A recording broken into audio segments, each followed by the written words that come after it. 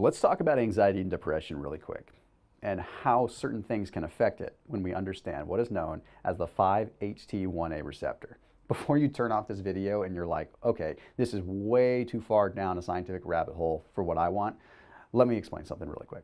It's not as complex as it sounds. I just want to help you understand how your brain works when it comes down to anxiety and depression, some of the things that happen. But I also want to help you understand CBD a little bit more, because there's a lot of misinformation out there, a lot of marketers that are trying to push CBD as this miracle drug. And reality is, it's pretty impressive stuff, but it's important to know how it works with the physiology of the body, how it works with our neurochemistry, our neurotransmitters. So I'm going to give you a lowdown on how it actually works, because CBD does have a powerful effect on anxiety and depression. First off, we have to know that we have CB1 and CB2 receptors in the body. Okay, these are the receptors that usually are acted upon by endocannabinoids. Okay, they're acted upon by cannabis. They're acted upon by exogenous sources of things like that. Now, the interesting thing is CBD, cannabidiol oil, does not directly affect these CB1 and CB2 receptors, okay? Now, CB1 and CB2 can give you those sensations of well-being, that bliss, everything like that. Well, CBD oil doesn't directly affect those like cannabis would. What CBD does is it actually allows the body to create more of its natural endocannabinoids so that those CB1 and CB2 receptors can be acted upon by naturally produced endocannabinoids. Basically what that means is CBD oil allows your body to create more of the things that make you feel naturally very good.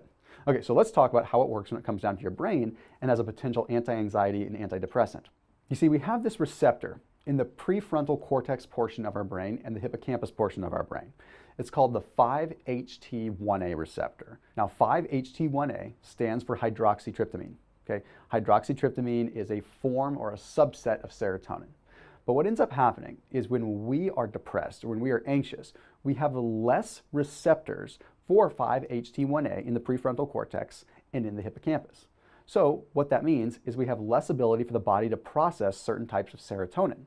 Serotonin is the feel-good neurotransmitter. Okay, it's the neurotransmitter that allows us to get a sense of well-being. And if you've ever heard of like Prozac or anything like that, the whole idea behind those is to increase your body's utilization of serotonin, so help you feel better.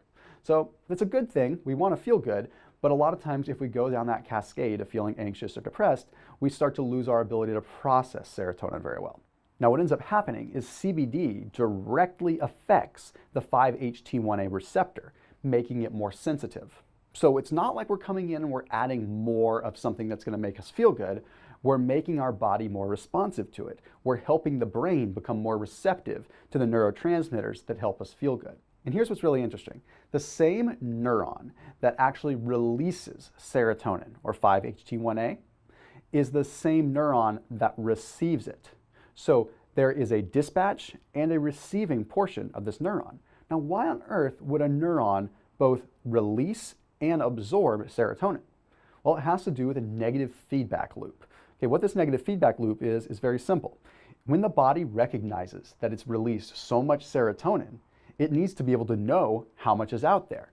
So that way it can modulate how much more to release. So example being, the neuron releases a bunch of serotonin and you only utilize a small fraction of it. Well, because the receptor is on that same neuron, it can scavenge the rest of it and say, oh, wait a minute, we've seen that there's enough, we can stop producing it.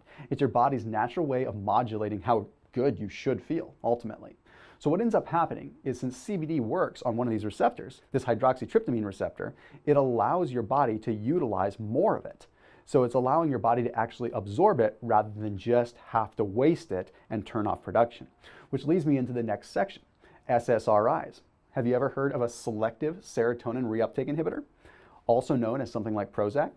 Okay, these SSRIs work in a very interesting way. They block the reabsorption of serotonin. So here's what happens in your body whenever you have a natural production of serotonin. Your body produces serotonin, and if it produces too much, it takes the extra and it reabsorbs it and releases it again later. It basically recycles it.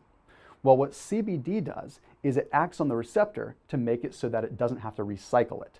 And what an SSRI does, like Prozac, is it blocks the reabsorption. The reason you feel good when you take an antidepressant is because it's blocking the reabsorption of the serotonin. So the neuron released serotonin. The serotonin would normally go out to where it needs to go. But instead of your body reabsorbing the extra, The SSRIs, the pharmaceuticals that you're taking, is artificially blocking the neuron's ability to reabsorb it. So you have all this spare serotonin floating around. You could see how that could be detrimental in the long term. It just doesn't seem healthy to just block something. But what CBD does is it naturally allows this hydroxytryptamine receptor to absorb more of what your body's already released. So ultimately, there's less to reabsorb because your body's fully utilizing it. I hope that makes sense. It's a pretty complex thing, and this is about as distilled as I can make it. Now, additionally, there's another more long-term component that happens when it comes down to consuming CBD. You see, we have this thing, again, in our brain called the hippocampus. The hippocampus is the portion of the brain that is responsible for memory, long-term memory, spatial memory, even navigation. And when we're talking about navigation, we're not talking about just driving down the road. We're talking about navigation through life. Spatial awareness in a room. I'm standing in a room right now and there's things all around me. If I didn't have my hippocampus, I would be completely disoriented and wouldn't be able to even navigate my way through this. So again, it's not just geographically, it's just in life and in general and emotionally as well. So what ends up happening is, unfortunately, when people suffer from anxiety and depression, there are a lot of studies and scans that show that these patients end up having an atrophy of the hippocampus portion of their brain. They have less activity, less neuron activity, and their brain cells actually start to die. So there's an interesting study that was actually published in the International Journal of Neuropsychopharmacology.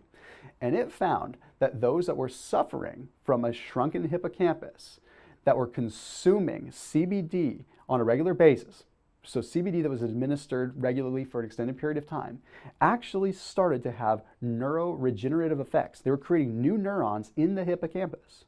New neurons in the hippocampus means that new life could be breathed into the brain, but was actually starting to shrink.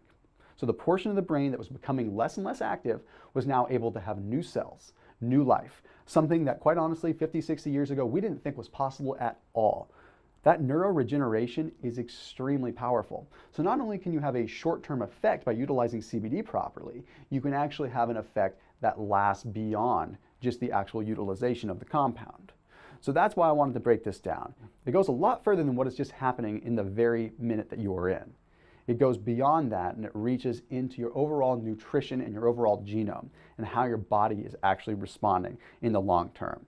And again, the nice thing about CBD, if it's good quality, is it's not triggering the CB1 and CB2 receptors. It's allowing your body to naturally utilize what it already has, just more efficiently, so that it can combat all the craziness that we go through in this world. As always, make sure you're keeping it locked in here on my channel. And if you have any ideas for future videos, you know where to put them down in the comment section below. So I'll see you soon.